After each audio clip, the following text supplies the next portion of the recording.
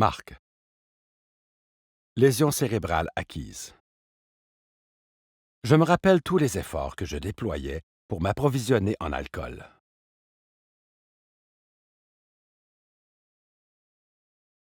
Alors je suis prêt à faire ce qu'il faut pour trouver des réunions accessibles. Ma date d'abstinence est le 1er mars 2000.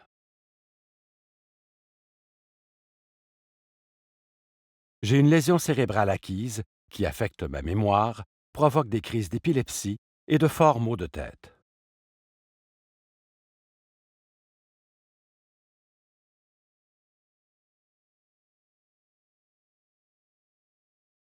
Je suis paralysé du côté droit et j'utilise un fauteuil roulant motorisé.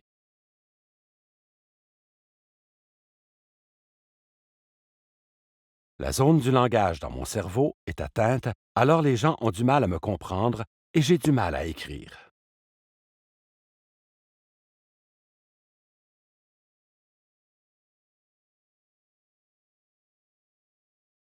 L'un de mes amis chez les AA a tapé mon histoire à l'ordinateur. J'utilise un petit ordinateur appelé Dynavox, appareil générateur de paroles, qui emploie des indices visuels,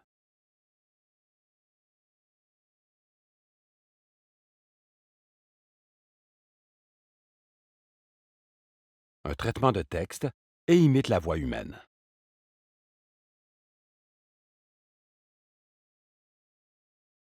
Il est lent, imprécis et encombrant, mais je suis content de l'avoir pour combler le grand fossé entre mon esprit et l'esprit d'un autre.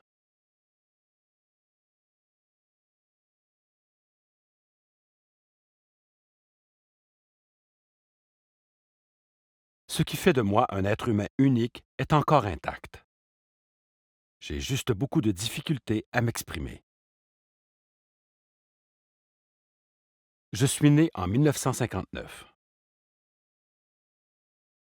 À l'école secondaire, j'ai obtenu un score de 140 au test de QI et j'ai gagné ma vie comme réparateur d'ordinateurs.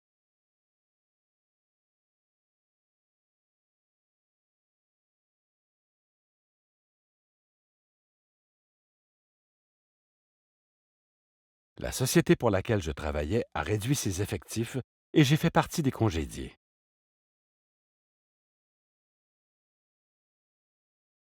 Mon alcoolisme était déjà bien avancé et la peur m'immobilisait à l'idée d'affronter un marché du travail incertain.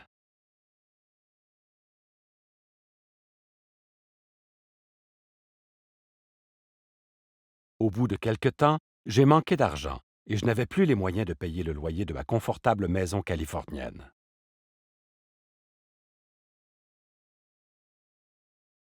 Devenu sans-abri, je me suis retrouvé dans un refuge où un homme a tenté de voler le reste de mes maigres possessions.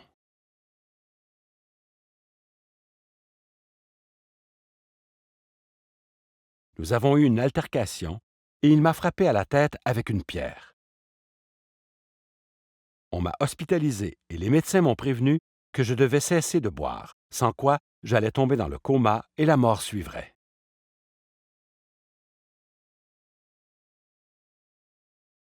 Le déni dans lequel j'étais quant à mon alcoolisme a prévalu. J'ai quitté l'hôpital contre l'avis des médecins et j'ai bu à nouveau.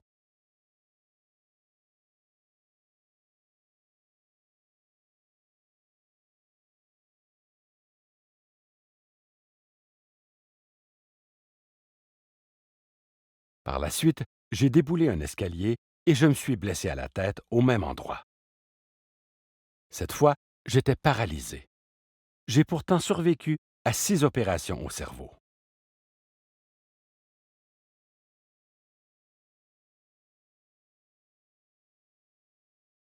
J'ai vécu dans un centre de soins de longue durée pendant une dizaine d'années.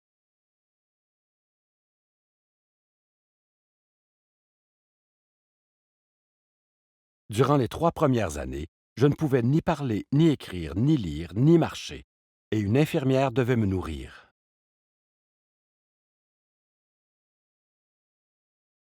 Je ne peux pas encore me servir de mon bras droit.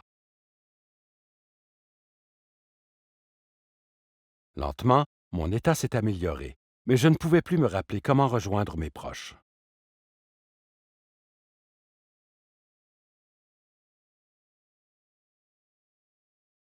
Ma famille était morte d'inquiétude, mais ils m'ont finalement retrouvé après 7 ans, grâce à des recherches sur l'Internet.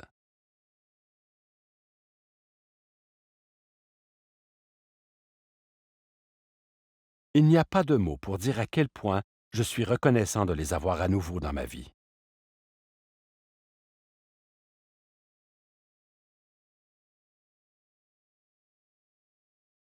J'ai fini par apprendre qu'il y avait des réunions des AA dans le centre où j'habitais.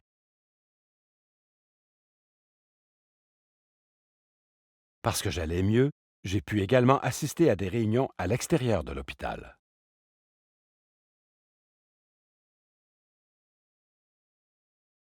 Bien des salles de réunion ne sont pas accessibles en fauteuil roulant.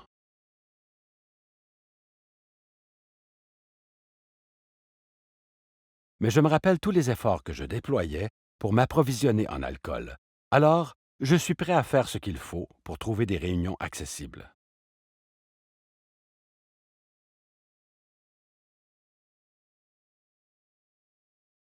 J'ai du mal à me faire des amis parce que les gens ont de la difficulté à communiquer avec moi.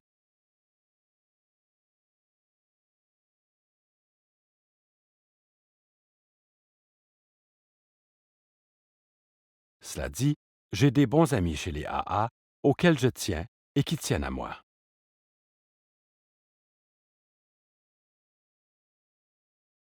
Chaque semaine, j'assiste à plusieurs réunions et les gens semblent heureux de me voir lorsque j'entre dans la salle.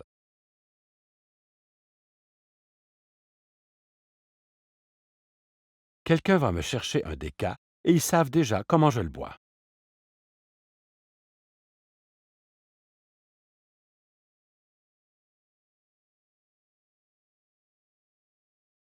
Le secrétaire de la réunion me réserve toujours un endroit où garer mon fauteuil roulant.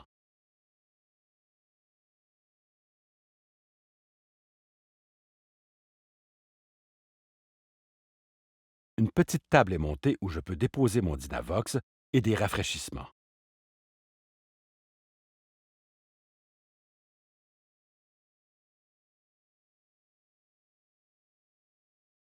Souvent, le secrétaire me demande d'utiliser mon Dynavox pour réciter des passages des livres et brochures des AA.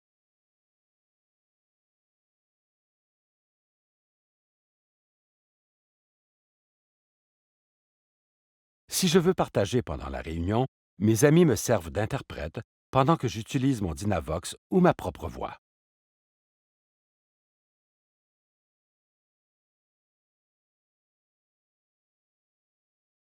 J'ai même été le conférencier principal en quelques occasions. Cela se fait avec l'aide de mes amis qui préparent mon partage à l'avance.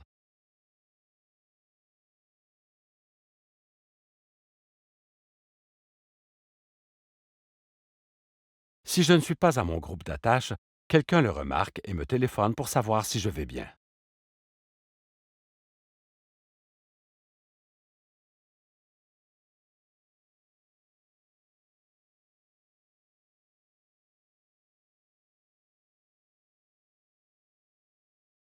J'ai réappris à lire, mais il m'est plus facile d'écouter.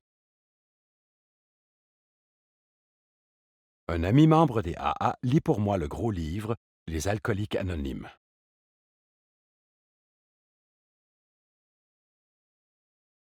Un autre ami m'a donné un exemplaire du gros livre sur cassette.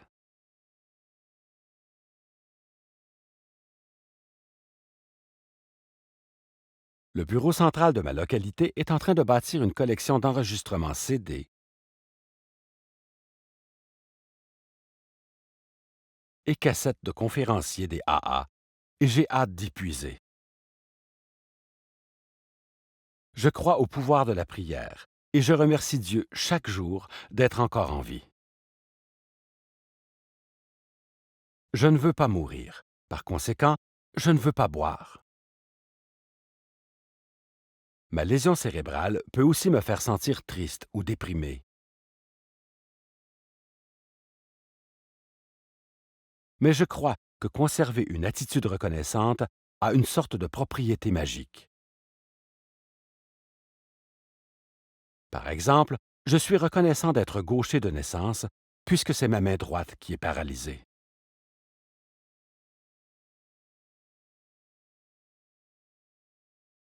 Je suis également reconnaissant d'avoir cette occasion de raconter mon histoire.